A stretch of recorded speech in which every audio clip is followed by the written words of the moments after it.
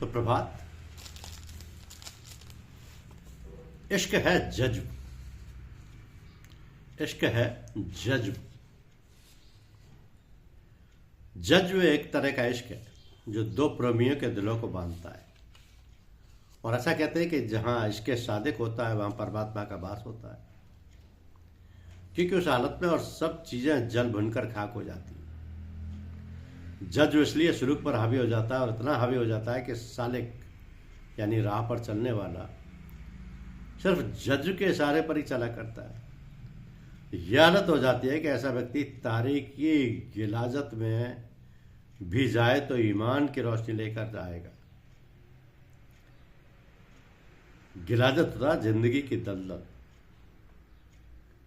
तो तारीकी गिलाजत में भी जाए तो ईमान की रोशनी लेकर जाएगा। यही वो मशाल है जिसमें बड़े बड़े पैगंबरों ने या अवतारों ने, सूफी संत फकीरों महापुरुषों ने संसार में अंधकार को अपने नूरानी प्रकाश से दूर किया। एक समय महात्मा कबीर साहब ने अपने अजीजों एवं भक्तों के साथ कहीं दूर दराज सफर पर जा रहे थे।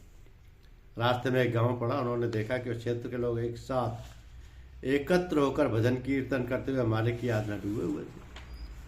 सभी की ऐसी अवस्था थी कि वे आध्यात्मिक प्रकाश से ओतप्रोत थे, यानी जज्ब के बहुत ही ऊंचे मुकाम पर थे। यह एक ऐसी अवस्था थी जहां पहुंचकर स्वयं साधक तो चमक ही जाता है, मगर उसमें वो भी क्षमता आ जाती है कि अगर वो तारीकी से भरे हुए दिल की तरफ तवज्जो यानी अपना असर फेंके तो तारीकी व अंधकार में डूबा हुआ व्यक्ति भी उस तेज के बहाव में पवित्र हो जाएगा। अगर आध्यात्मिक उत्थान ना भी हो पाया तो उस व्यक्ति के अंदर आध्यात्मिक प्रकाश करने का संस्कार तो बन ही जाता है। तो फकीर की निगाह किसी चीज को केवल देखती नहीं बल्कि उसकी तह तक पहुंच जाती है। We look to a thing, they look into the thing। इसलिए उनके निर्णय सर्वसाधारण की समझ से थोड़ा ऊपर होते हैं, और सर्वसाधारण को उस निर्णय की गहराई को समझने के लिए फकीर के स्तर तक उठना जरूरी होता है। तो महात्मा कबीर साहब कामिल फकीर थे और संतों में शिरोमणि थे। साथ के लोग केवल भक्त थे। उस गांव में लोगों की प्रवृत्ति देखकर महात्मा कबीर साहब ने दोनों हाथ ऊपर उठाकर मालिक से प्रार्थना की कि हे मेरे पाक परवरदिगार, तू मेरी प्रार्थना सुन ले और इस गांव को उजाड़ दे। यहाँ के लोगों को दूर दूर तक भटकने की तौफीक अता कर या क्षमता प्रदान कर। भक्तों के दिल संदेह से भर गए। अदब के नाते कुछ कहा तो नहीं, मगर कुछ समझ में नहीं आया।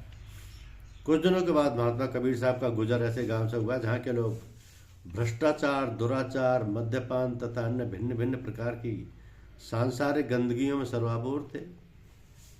तो पूज्यपाद कबीर साहब ने वहां भी दोनों हाथ उठाकर मालिक से दुआ की कि हे परमात्मा, तू ऐसी इनायत कर दे कि ये गांव हमेशा हमेशा आबाद रहे और यहाँ के लोग गांव से बाहर जाने की जरूरत महसूस ना करें। आपके एक भक्त जो बहुत निकट थे वो उलझ गए, क्योंकि जज्ब की हालत में डूबे हुए साधक जब कभी भी उलझते हैं तो सुलझने के लिए अंततः उनको अपने और अपने बुजुर्ग की दूरी, जिसके कारण उलझन पैदा हो जाती है, बर्दाश्त नहीं होती है। वे अपने को पूर्ण रूप से अपने सदगुरुदेव को समर्पित कर उलझन से मुक्त होने का पूरा प्रयास करते हैं। तो वो अवस्था उनको अप्रिय होती है, क्योंकि कोई भी उलझन अपने और अपने इष्ट के बीच में पैदा हो जाए तो उसका निवारण तुरंत कर लेना अपने बुजुर्गों ने सबसे उत्तम स्थिति बताई। कि ये भक्त पूज्यपाद महात्मा कबीर साहब से बहुत अदब के साथ अपनी समस्या सुलझाने लगे। उन्होंने आपसे निवेदन किया कि महाराज, आगे का सफ़र हम बोझ के साथ नहीं करना चाहते, आप कृपा करके हमारे उलझन के बोझ को दूर कर दीजिए। महात्मा कबीर साहब के पूछने पर उन्होंने निवेदन किया कि ये क्या रहस्य है कि जिस गांव में लोग भक्ति भाव व हरि चर्चा व उत्तम संस्कारों में लिप्त थे, वहाँ पर आपने उजाड़ जाने की कामना की, और जहाँ लोग हर प्रकार की मायावी गिलाजत व धुंध में लिप्त थे, वहाँ आपने उनके आबाद रहने की प्रार्थना की। तो फकीरों का एक तरीका है कि वह जब तक साधक के दिल में उनकी बात, उनके असर को पूरी तौर से समझने की गुंजाइश, पात्रता नहीं निर्माण कर लेते, तब तक नसीहत, तालीम व शिक्षा केवल गायबाना व छुपे तौर से किया करते। हालतें गुजरती जाती हैं, उसकी तसरीह समय आने पर हुआ करती है। क्योंकि भक्त इस मुकाम से निकल चुके थे, पूज्यपाद महात्मा कबीर साहब ने उनको अपनी तवज्जो से मालामाल करते हुए जाहिरा हिदायत भी फरमाई और ये मसला भी साफ किया कि जब तक कोई दौलत कृपा के आधार पर किसी को मिलती है तो वो वह भी कहलाती है, उसी के प्रभाव से अंधकार दूर किया जा सकता है। यानी अपनी भाषा में जज्ब एक ऐसी शक्ति है जो केवल मुर्शद यानी सदगुरुदेव की कृपा से ही प्राप्त होती है। जिसको मिल जाती है वो उसी प्रकार के प्रभाव से दूसरे के दिल के अंधकार से प्रकाश प्रज्वलित कर सकता है।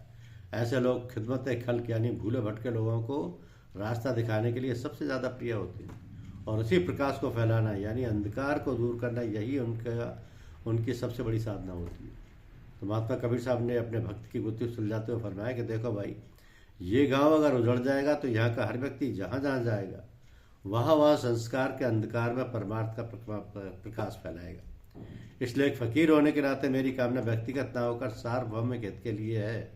इसके विपरीत दूसरे गांव के लोग जहाँ भी जाएंगे और साधारण भूले भटके लोगों को राह दिखाने के बजाय भटकाएंगे, वो गांव अगर आबाद रहा तो गांव बर्बाद होने से बच जाएंगे। इसलिए उन हालात के मुताबिक मुनासिब दुआ मांगी थी।